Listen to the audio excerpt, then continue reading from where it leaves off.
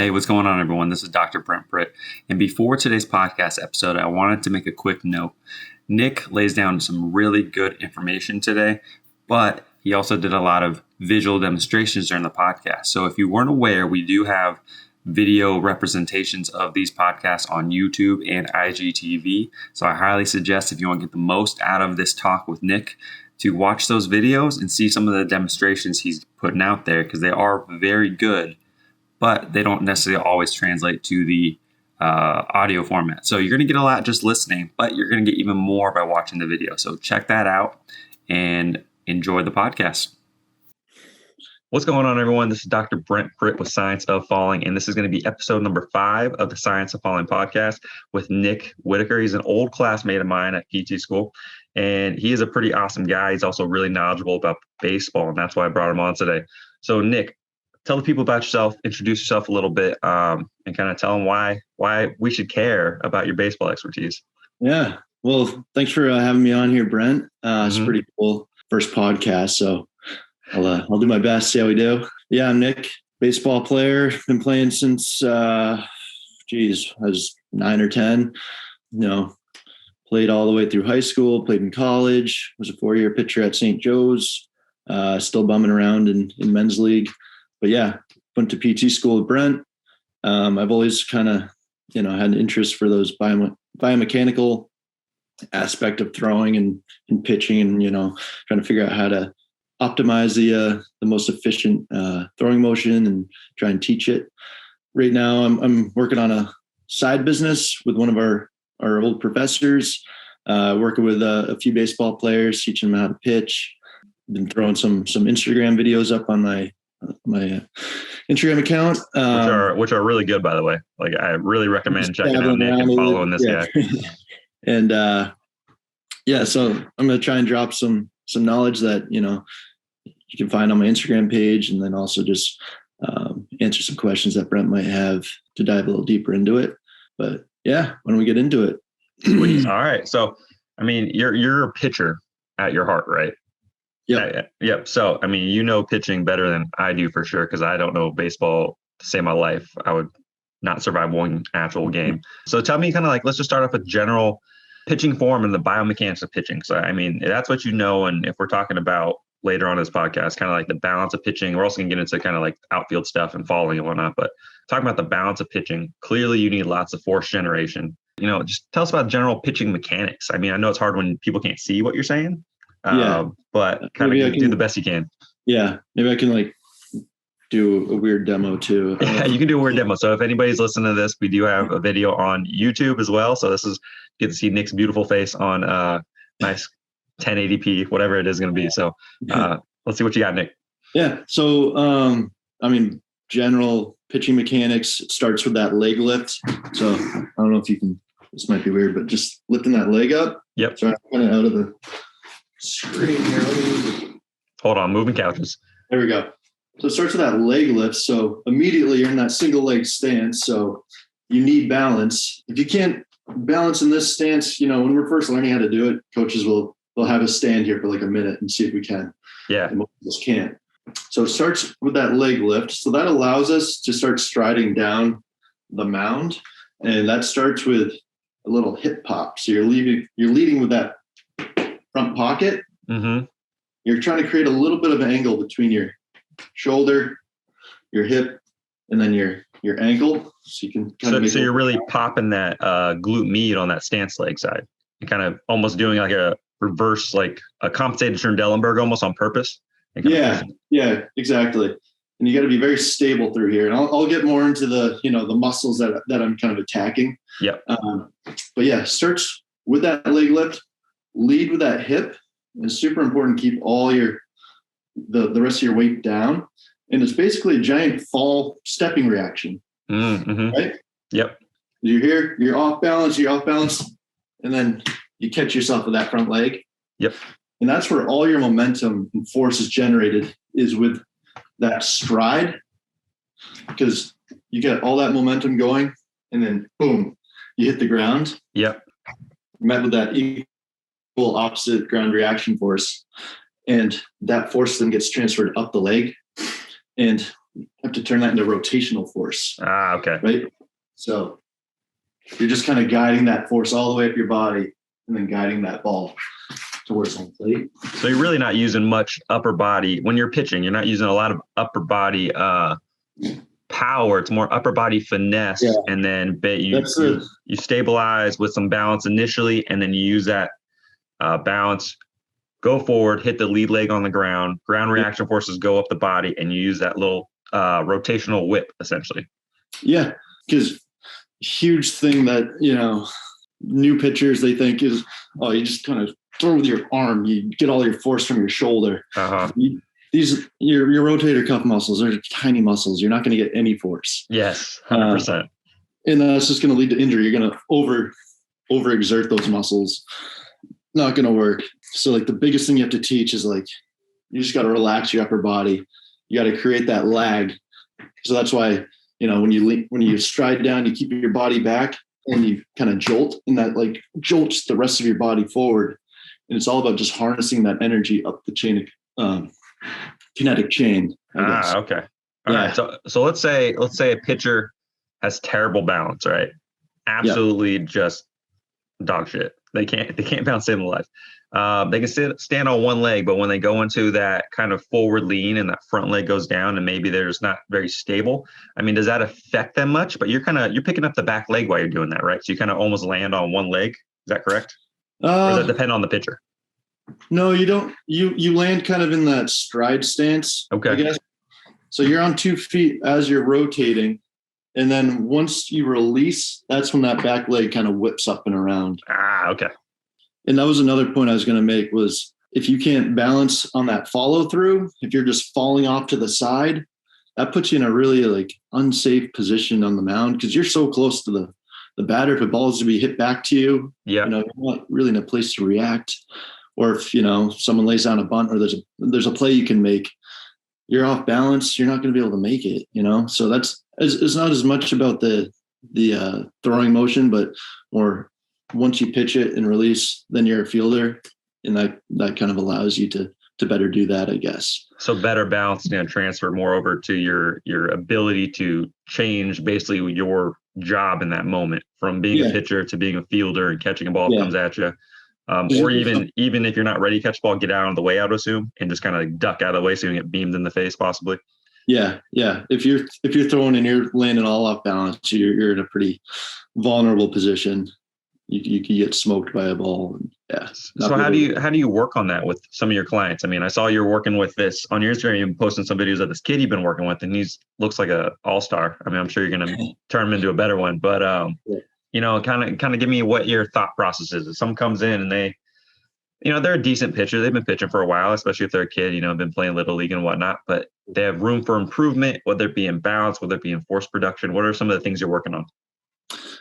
Well, the biggest thing is I always start with the legs, making sure that they're using their legs, using their hips to generate their power, because it's not something that's like, it's not like a natural thing to do. When you're throwing, all you're thinking about is using your arm. You don't think about how do I use my legs correctly. So I always start with that initial movement there. Okay. To get you in the right direction down the mound. Nick is showing that single leg kind of leg raise at the initial part of the pitch, correct? And then kind of shows the hip pop that he calls it as the initial thing as he works on. Because that's the initial direction you're going, towards home plate. Yep. If, oftentimes they'll just kind of passively just step down the mound. And then for righty, they'll be stepping more to the right side of the plate. And then they end up going across their body to compensate. And if you think about like basic physics, you want that straight path right to home plate. Whereas if you're a little off and then you're coming across, you're losing force that way, you're losing it that way. It's not all directed in the same spot. Yeah. Plus they're losing so much power already because they have that lazy kind of step through where they're not using their hips and their legs. So you're probably cutting your power in half or nothing. And I'm assuming that kind of stuff is, again, correct me if I'm wrong, I'm not a big baseball guy, but using the arms like that is going to lead to a lot of rotator cuff injuries. I'm sure Tommy John type stuff, surgeries that need to happen. Would that be correct? Kind of using that, overutilizing that arm more? Yep. Because then it also if you start getting out in these vulnerable angles, you know, I guess I can get into it a little bit here too, but yeah, go for it. More compact arm where you're, you know, less than 90 degrees here, less than 90 degrees here. So you're all in like that. That just minimizes all that extra stress if you're out like that. So you can feel like the stretch on your shoulder and elbow when you're like that. No, does that make sense? Yeah, it totally makes sense. So you're keeping the arm kind of tucked in the body, maybe like a 30 or 45 degree angle on the side. I'm sure you have some. As long as it's inside 90 degrees is kind all right. Keep that arm in compact versus coming out and trying to get all the width from a straight arm, as if you're really trying to throw. Yeah. Versus you're going to unravel, but you want to unravel out in front. Out in front. Okay. Out here. That's when you're going to get those shoulder injuries and those elbow injuries. I got you. So compact in the initial, and then as you're directing it and kind of using that finesse to throw where you're going, that's where that arm is going to come straight. Whereas if you do it the opposite, go on. Yeah. If you think about like moment arms, whatnot, torque, this is a really long moment arm when you're unraveling out here. So that's so much more torque, you know, on your UCL, on your rotator cuff. Yes. So if you minimize that torque, that's just going to preserve you, you know, that much longer. Keep the game that much longer. Yeah. I'm sure that's one of the number one injuries, especially in kids. Yeah. And throwing, it's such an unhealthy like thing for your arm. Like it's terrible. Like, this is a pitcher saying that, guys. You can't blow your arm up. Like, oh my gosh. So it takes thousands of throws to like get injuries. You know, it's just repetitiveness. So yes. Throwing, if you don't pitch much, like you're probably not going to injure yourself throwing 100 times, but it's that wear and tear, like over and over and over for years and years. That's what's going to blow you up. Well, yeah, so by the time you're in a major league game and you're pitching, you've probably pitched thousands upon thousands, if not more than that, right? I mean, you're just been wearing down for years, and if you have a little bit of technique flaw, I'm sure it just gets exposed over time. Yeah. So how do you so you talked about kind of you working initially on that kind of one-legged stance, one leg's raised up to kind of 90 degrees, and you start working on that hip pop towards the mound or towards home plate, excuse me. What's your next kind of step with the step throughs, kind of transitioning and using that balance, which gives you a good base and then allows you to generate the power from the ground through the ball? Kind of give me the setup. What's your strategy from, you know, first time you see a kid or a client, and then to when they're actually doing pretty good pitches? Kind of what's the setup there? Yeah. So like I said, we start with that, you know, that initial motion towards home plate, teach them how to stride down the mound, keeping that front leg closed longer. Mm-hmm. That's preserving all your power. And so the longer you can kind of keep that internal rotation of that hip before popping it open at the end, that's way more power you're going to develop. Mm-hmm. And then landing kind of with a closed 45 degree angle of your foot about,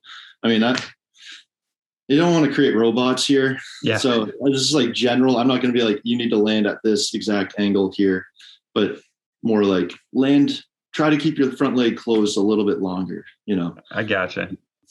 And then working on, so once we get them to stride down, getting their, you know, holding that internal rotation just that much longer, they're landing, and then teaching that, turning that linear momentum, turning it into a rotational force. Okay. So that goes with the hand or the hips. Yep.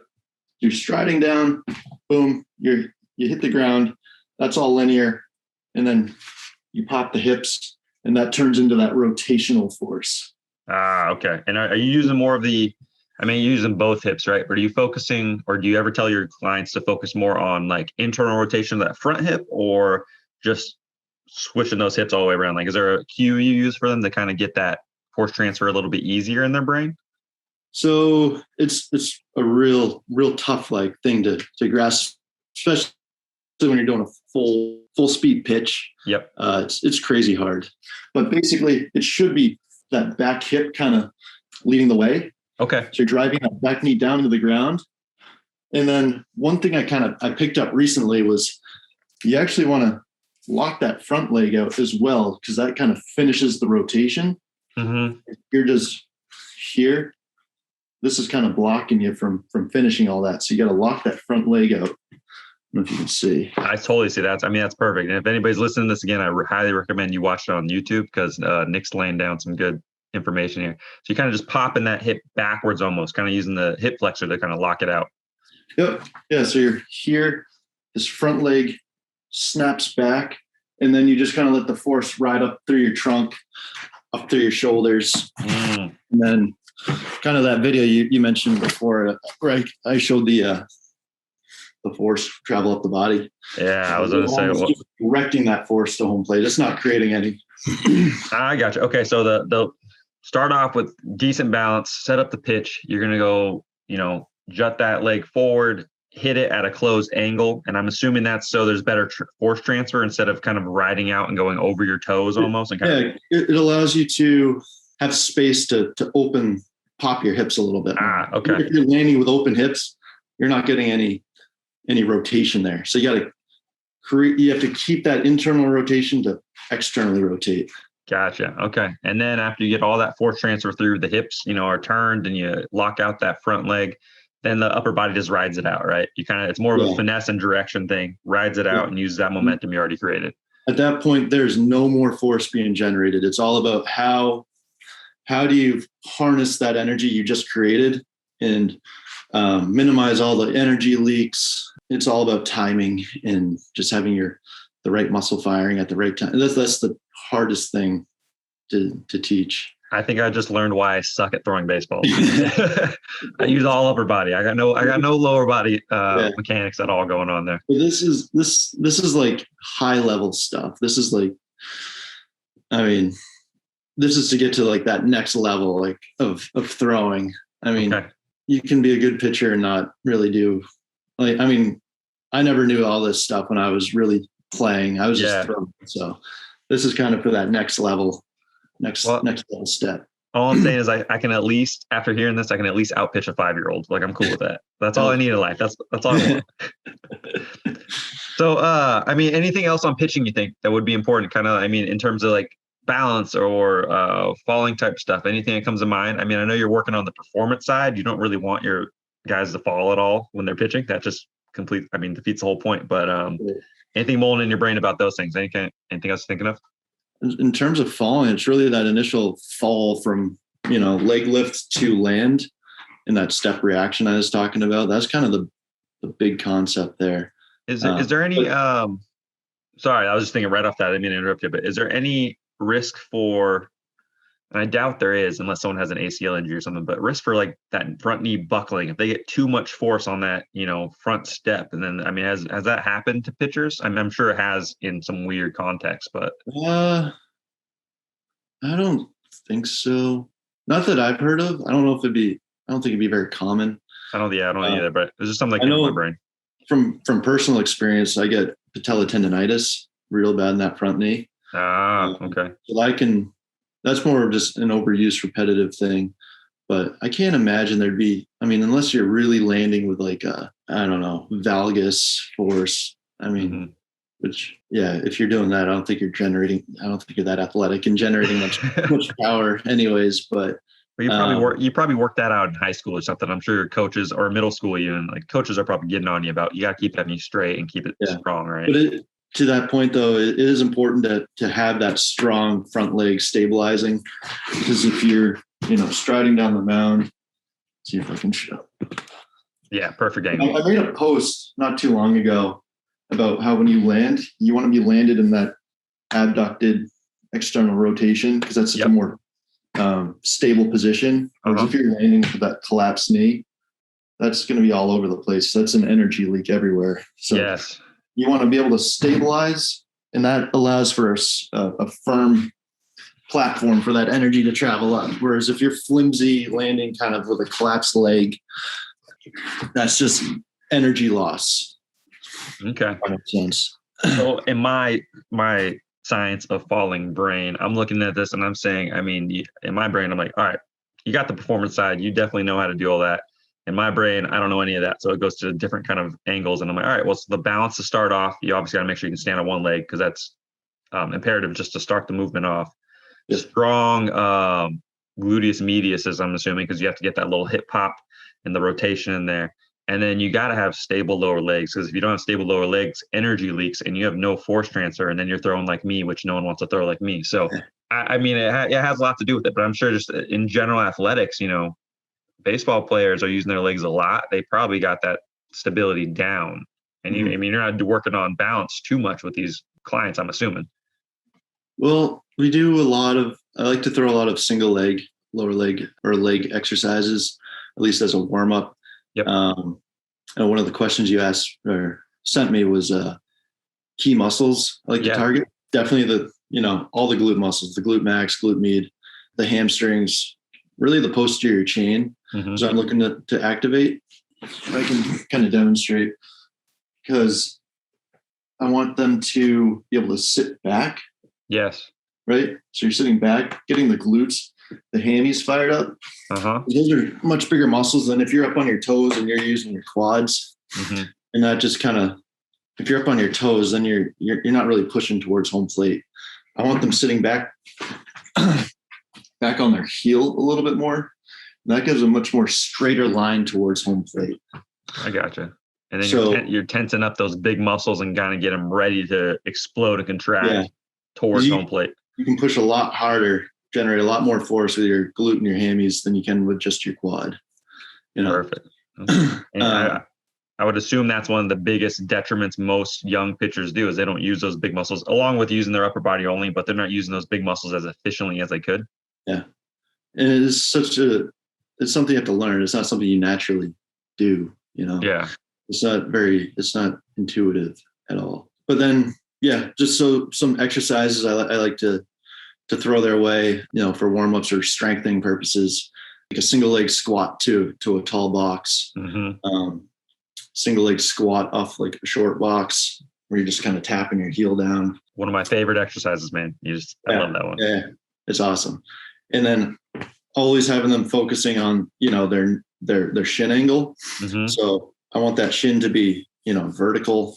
And then I also want that knee to track slightly out, avoiding any of that valgus collapse, Yeah, gotcha. Another one I like to do is lateral band walks, kind of maintaining that mini squat position, weight back in the heels. That's just loading up the posterior chain as well. Any sort of like single leg RDLs, any lunge variation. I started doing, one of my clients I did, it's like a Bulgarian split squat lunge with a band pulling his knee into a valgus, so he had to resist it. Yeah. Just really getting that control of that front knee, I would assume. Yeah, exactly. Yeah, so those like lunges, the RDLs, that's more for that front leg. Whereas like the single leg squats would be more for the back leg. Yeah. All right. So using a lot of unilateral work to make sure that they have that stability to allow the actual force transfer. I mean, the stability is just kind of prerequisite, right, for the actual pitcher, I would assume. You need stability. Or else you're just going to leak energy everywhere. Everywhere. That's what I do. That sounds terrible. So we talked a little bit about pitching.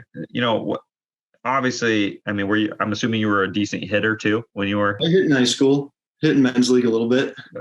a little bit. Yeah. Nick's a stud, everybody. He plays himself down. But he's a stud.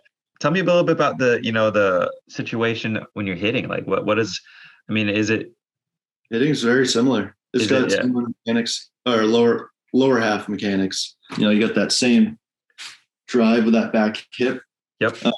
Some of the power hitters, you'll see they take a big stride like that.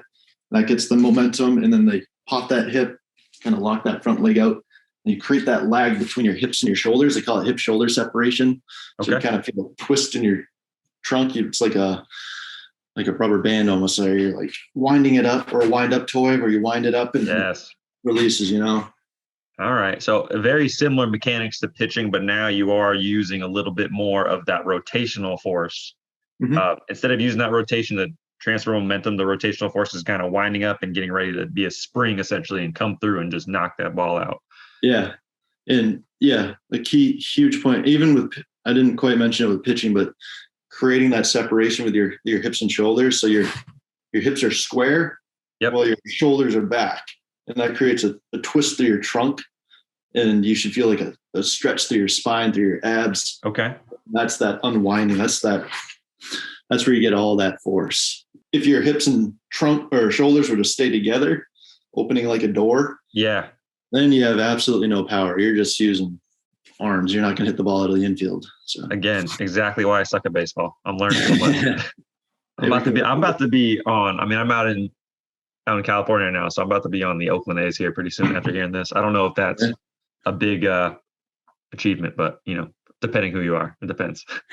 That's super interesting though, because I've never actually thought about pitching and hitting as the same movement. But now that you kind of broke it down, it basically is, right? I mean, obviously a smaller, different mechanics up top and everything, but the lower body's actually going a lot. Riding so far, and but it's the same sort of hip rotation mechanics, same leg mechanics. Yeah. It's just hitting your. It's you do a slight step. You're not striding very far, but you also have the bat, so you don't need to generate as much force through your body as you do with pitching. Because you got that longer lever arm to hit with. Yeah, exactly. Perfect. All right, let's talk about the falling aspect of baseball. I mean, baseball players are falling all the time, whether they be purposely sliding in the home plate, and whether they be diving for a baseball, or if they're like going for an insane catch over the wall and then they have to, somehow get back down without hurting themselves, which doesn't always happen. We've all seen some pretty gnarly catches. Like, how does a baseball player prepare for that? I mean, do you ever train falling, or is it kind of like you catch the ball no matter what and just hope for the best? Yeah, I mean, diving catches, it's tough to coach that because there's so much inconsistency. You could have a ball way up here, you could have one down at your shoelaces, coming in, going back. It's just basically a layout for it. Do whatever you can to catch it, and then protect your shoulders, your arms, your head when you land.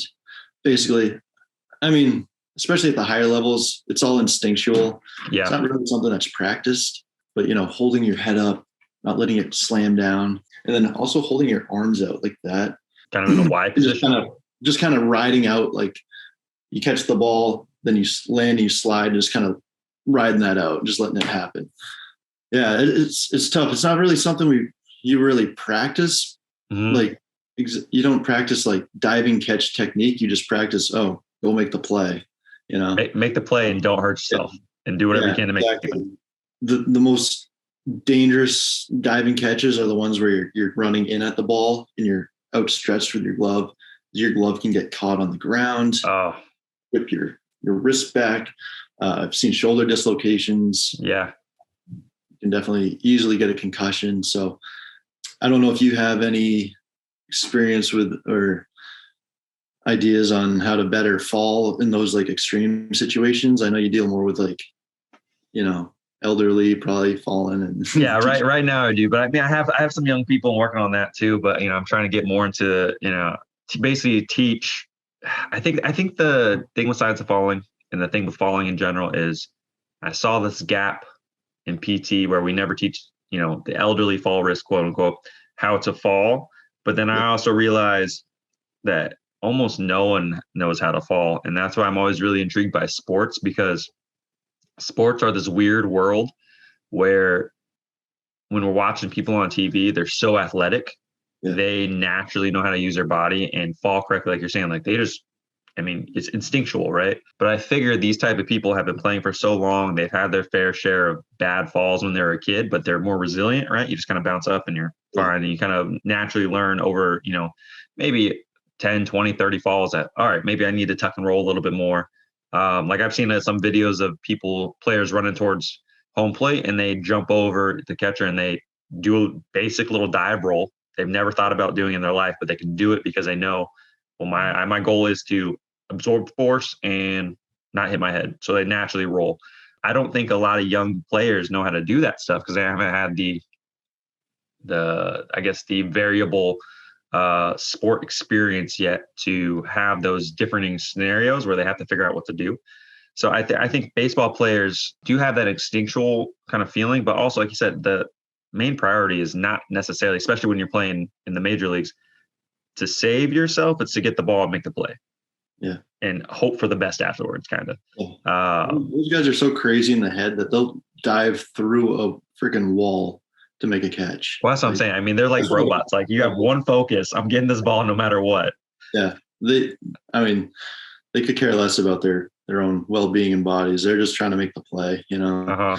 I think like you're saying, with like the younger kids, maybe not having the instinctual ability of how to, control your body when you're in the air and how to fall correctly. I think that speaks to how important it is for kids to just play so many different sports, to learn how to, all just get comfortable with all different kind of body movements and, athletic plays. And that's why I would never want, have a kid just try to specialize and be an outfielder or something from Little League. It's like, play all the sports, get comfortable with laying out your body and making plays and doing all sorts of different things, and then start to specialize a little bit more once you get close, high school, college. Yeah. And I think that's kind of where learn how to fall properly and whatnot, and just through experience like that. Yeah. Yeah.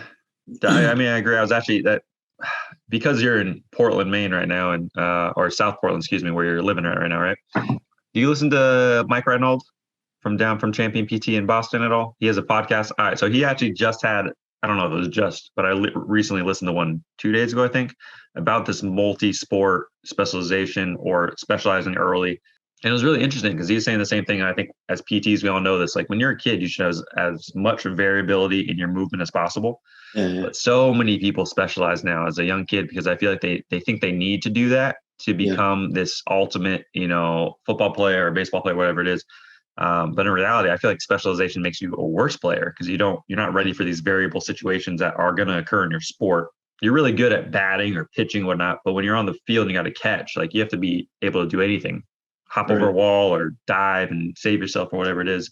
So really interesting. I mean, and being variable as a kid, you are going to learn how to fall or how to throw a few different kinds of balls, which is going to transfer into a better athlete, I think, overall well-rounded, at least. I will say it. I ran a Little League clinic for a few winters, and one of the drills we'd sometimes do is more for fun.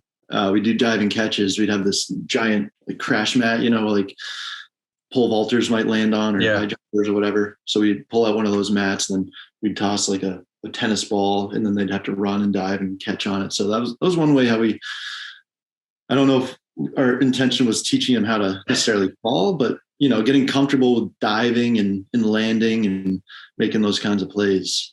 Intention or not, I mean, I think that's a great exercise because you're getting I think fear is half of the battle when you're falling. And that sounds like I would love doing that as a kid, man. I think it's a great exercise. Yeah, they have fun with it. How about sliding? You're going to home plate. I mean, I'm sure you're instructed on how to slide, or is that another instinctual thing? No, sliding.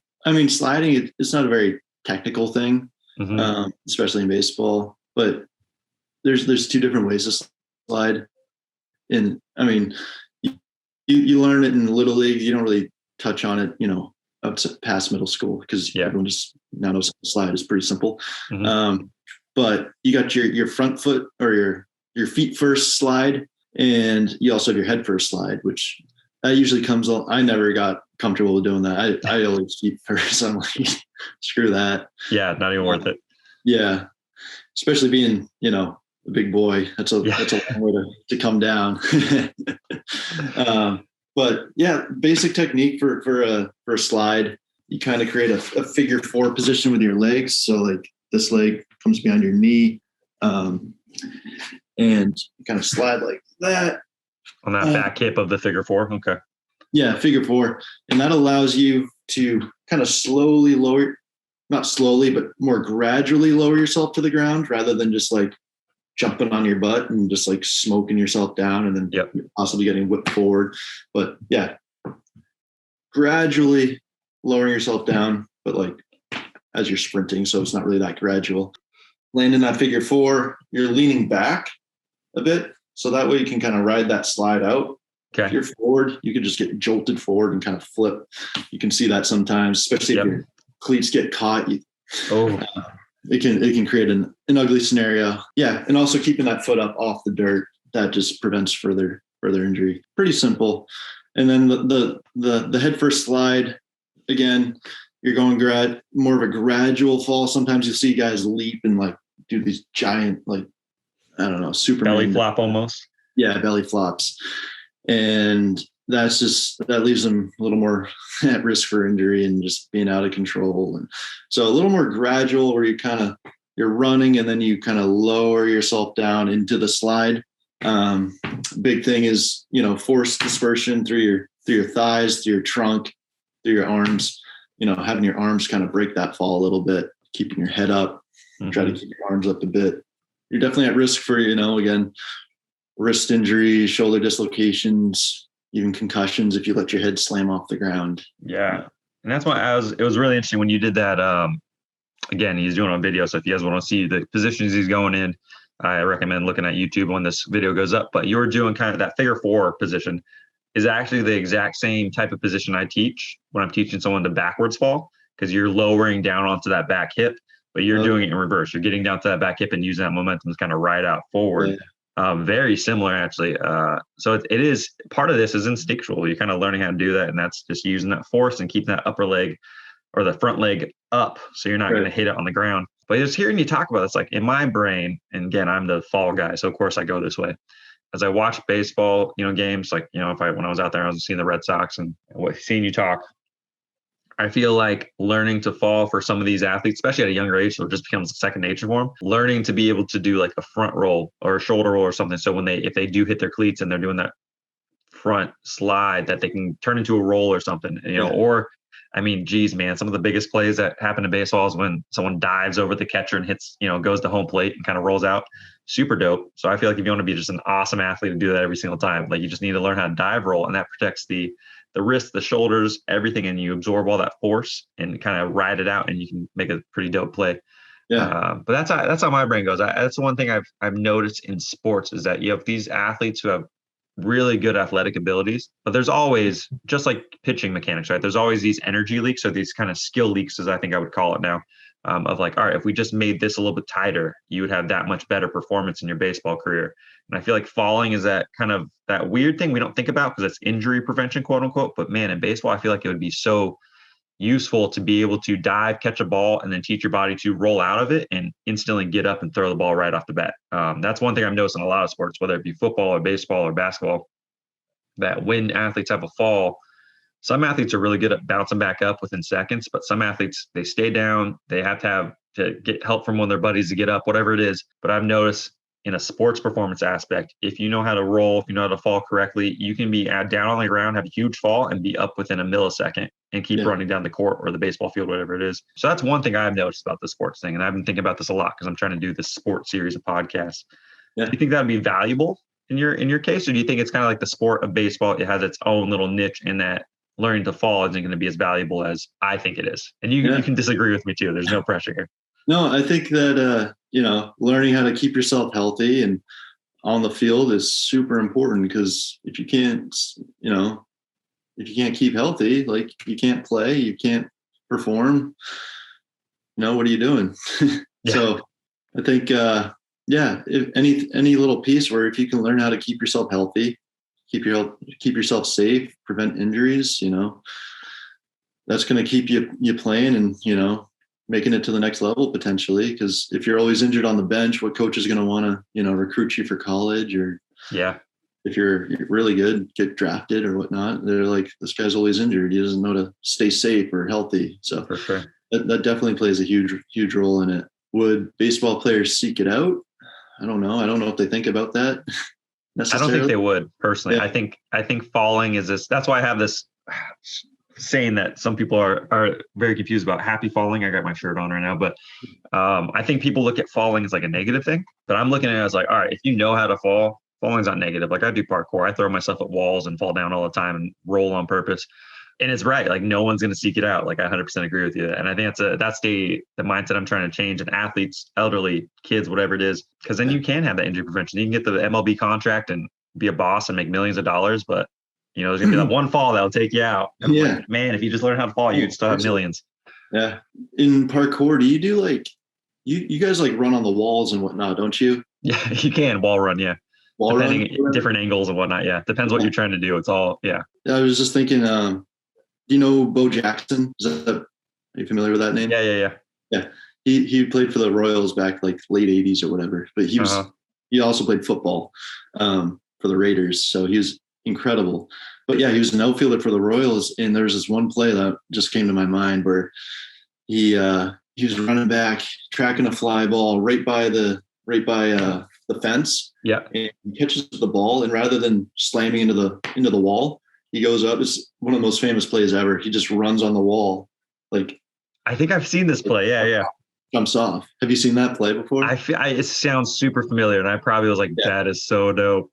Yeah, you could quick Google YouTube search. It'd be right there. It's one of the most famous plays ever.